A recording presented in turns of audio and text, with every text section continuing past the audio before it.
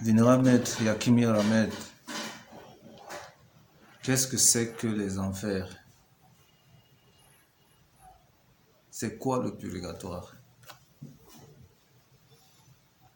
Bon, les enfers représentent la peine. Les enfers représentent la souffrance du quotidien pour tout le monde, pour des actes posés ici et maintenant ou dans d'autres vies qu'on doit absolument payer. Alors donc, quand on crée des actes sur le plan physique, des mauvais actes, on crée du tort à une personne ou aux autres personnes, ces actes doivent être payés d'une manière ou d'une autre. Personne ne peut pas mettre la saleté quelque part, ou vous ne pouvez pas mettre de la saleté quelque part, et d'autres personnes viennent laver cette saleté. Même un enfant qui naît, c'est la dette que payent ses parents. Si ce n'est pas une dette que payent ses parents, qui l'avaient donné, qui l'avaient aussi aidé à le faire dans une autre vie, qui a été aussi parent de ses parents dans une autre vie, c'est une dette que l'enfant prend, auquel cet enfant va payer de la même manière. Et les dettes, l'aide d'une personne sur terre est une dette. Et de la même façon que vous avez pris cette dette, ces dettes, vous allez les payer de la même façon.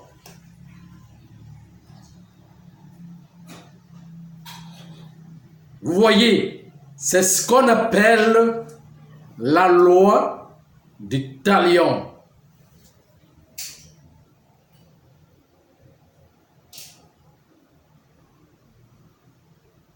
Je dis de la même façon, pas d'une autre manière.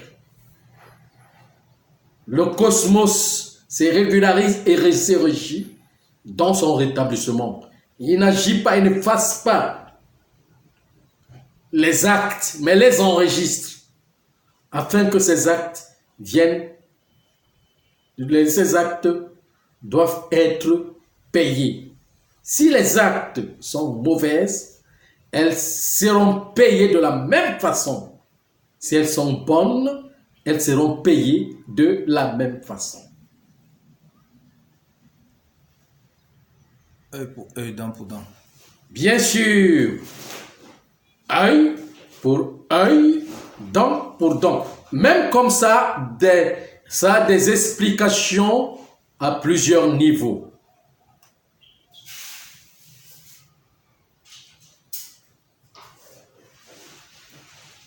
Ça a des explications à plusieurs niveaux.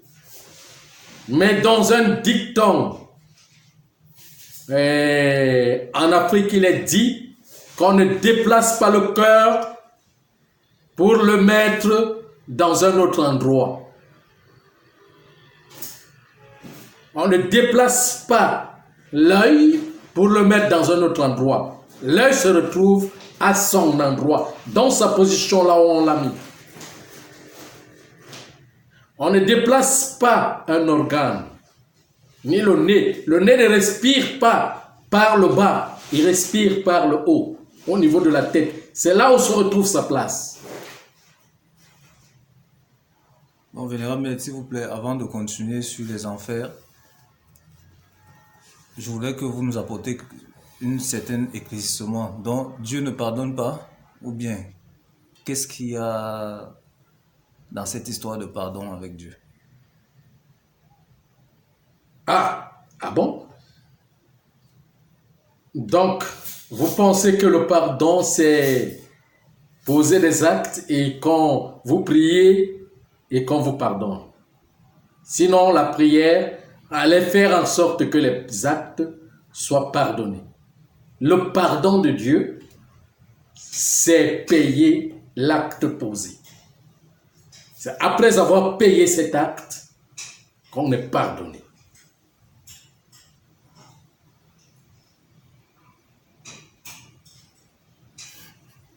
Voyez, bon, j'aimerais faire une vidéo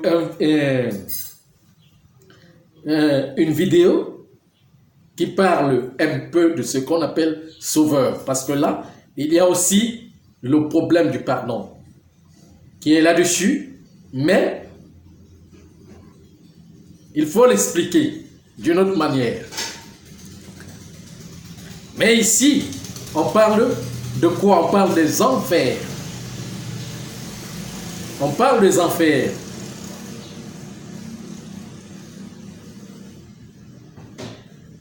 Donc, quand on est là avec le corps physique,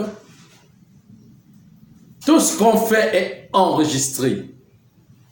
Et quand c'est enregistré, on revient pour le payer. Quand on quitte maintenant ce corps et qu'on va de l'autre côté,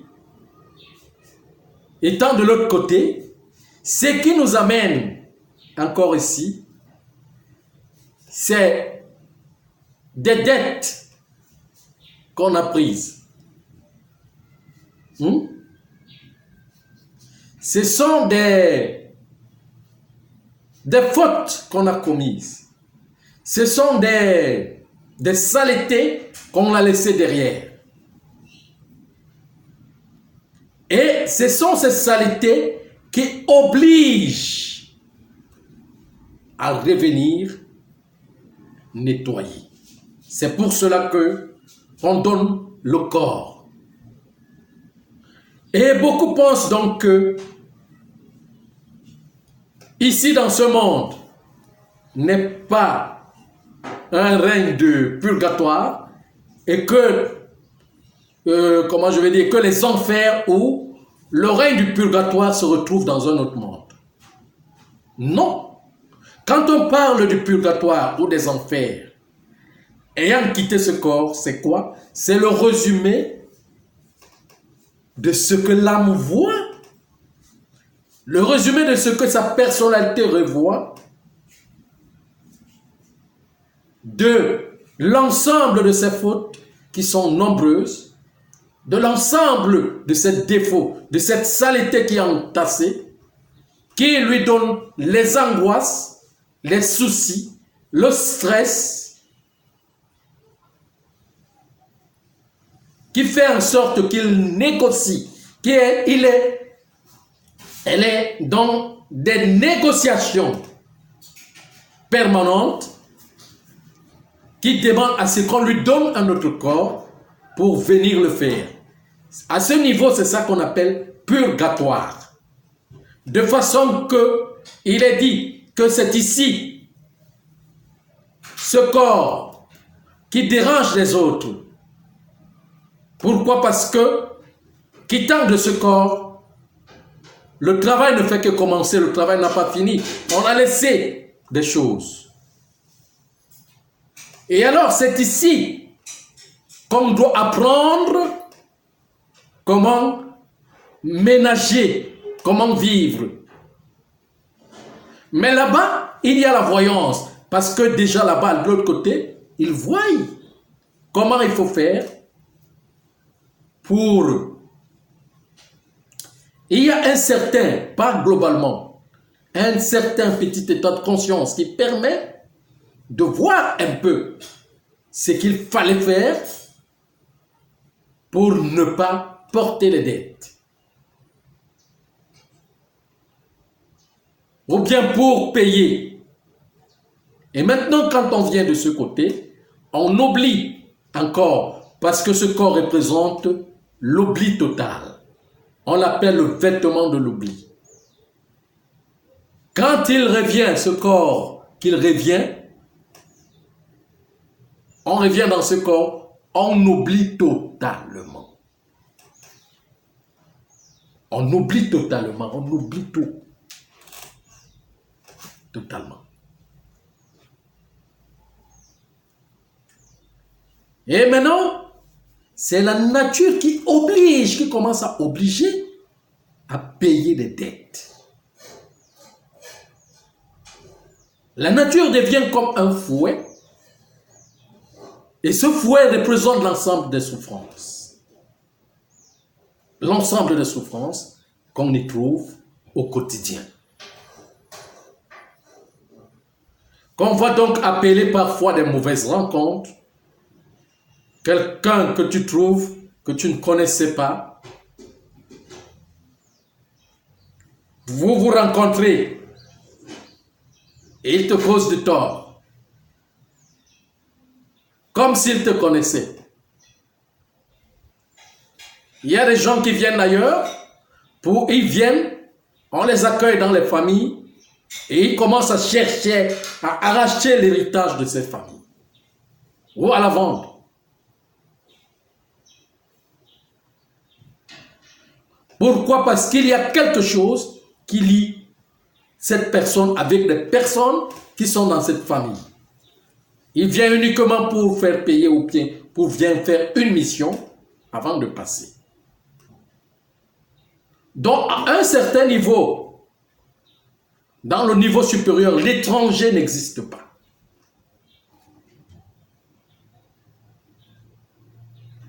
C'est ce que j'ai voulu toujours dire aux Juifs, de comprendre que le mot étranger, il faut l'enlever dans sa bouche.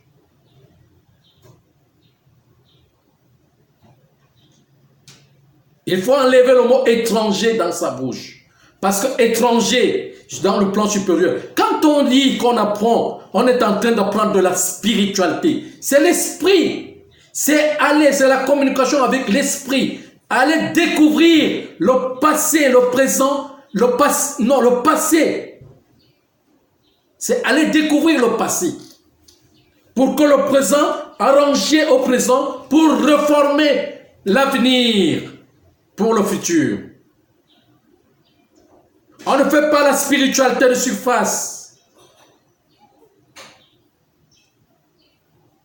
auquel il faut s'informer, avoir l'information. L'information, c'est le passé. Il faut comprendre ce qui s'est passé avant pour que le problème se produise aujourd'hui. Il faut chercher à comprendre ce qui s'est passé avant pour qu'aujourd'hui ça soit compliqué. Il faut chercher à comprendre ce qui s'est passé avant pour qu'on se retrouve dans cette situation. Si on ne retrouve pas ce qui est passé avant, là, il n'y aura pas de solution sur le problème qui est là.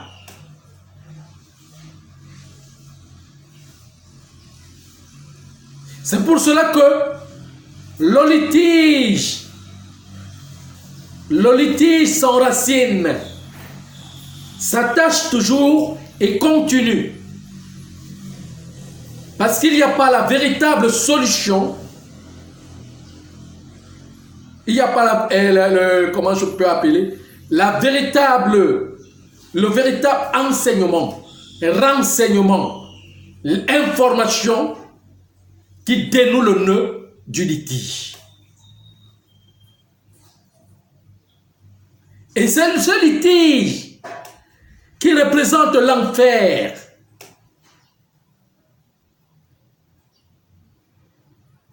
C'est ce litige qui amène à des souffrances qu'on appelle purgatoire. Le purgatoire est ici, à partir d'ici. Et quand on quitte ce corps, c'est pour aller voir. Et en ce moment, l'angoisse est plus grande. Le stress, le souci est plus grand que quand on était ici.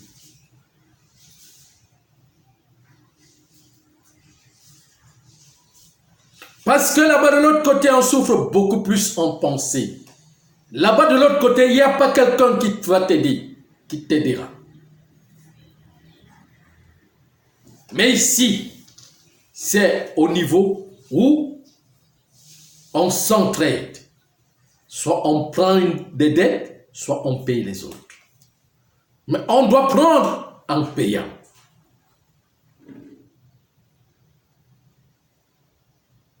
Donc, le litige s'enrôle autour des dettes. Le litige s'enrôle autour des méfaits.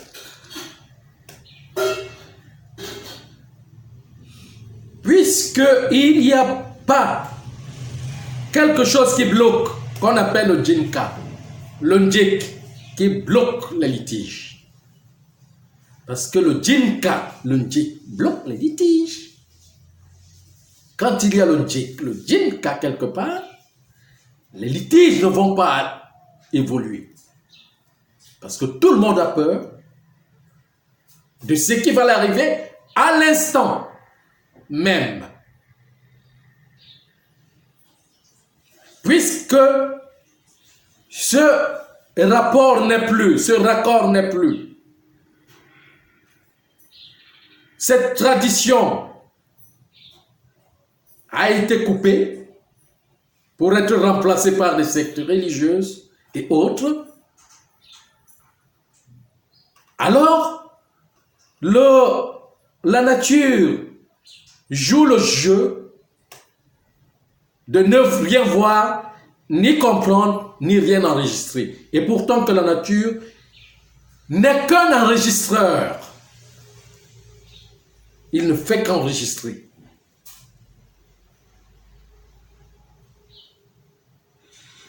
Et la dette sera réclamée. La dette sera réclamée autant que la nature a fixé.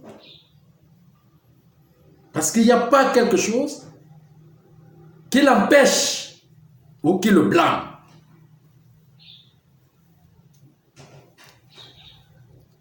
Le jinka, le njek est le blâme des anciens.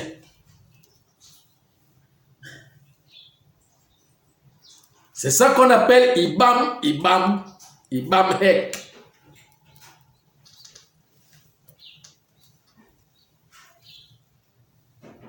Ibam, c'est ça lui, le tonnerre.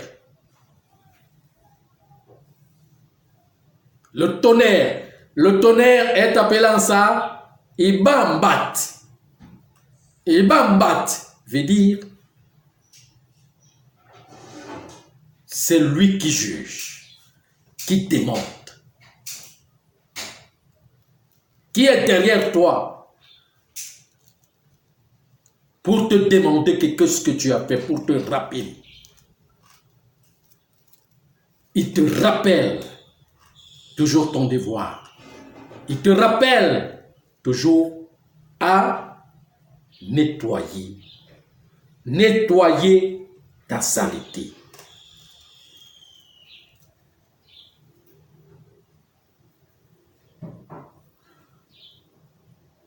C'est pour cela que je vous dis que cette spiritualité qui est là, aujourd'hui est intellectualisée.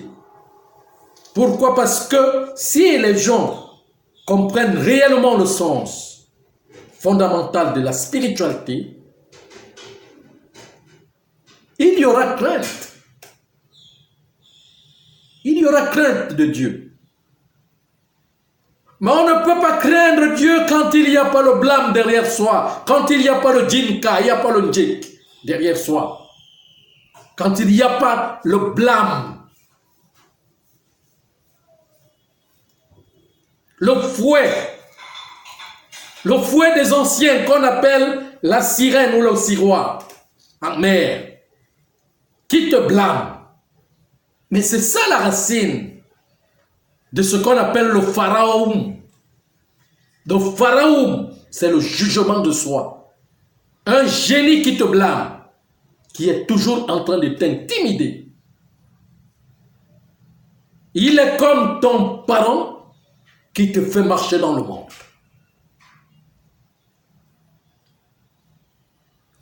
Des anciens étaient avec cette qualité.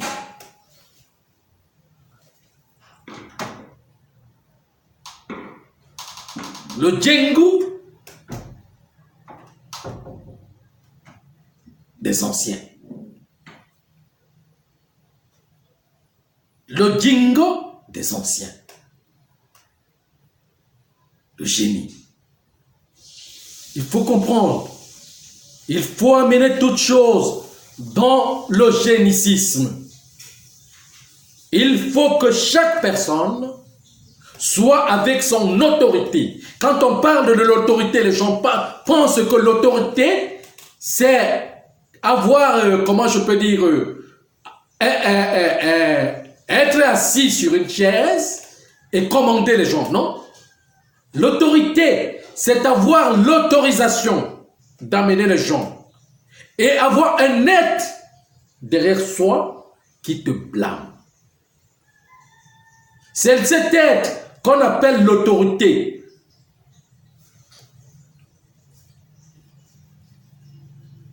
Le châtiment. Ce que les uns et les autres appellent le shin. Shin, le châtiment.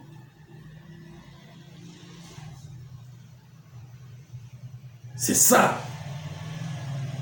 Il doit être derrière soi pour contrôler. Puisqu'on est des enfants, il n'y a pas l'humanité n'a pas de conscience. L'humanité est immature. Et l'humanité ne peut pas marcher d'elle-même.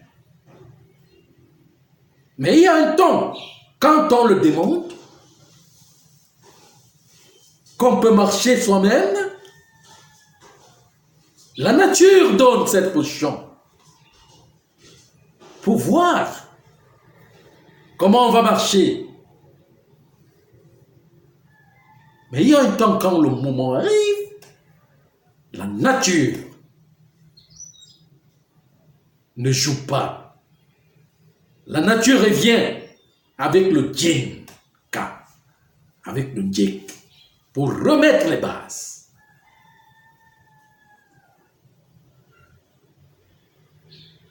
Pour remettre les bases.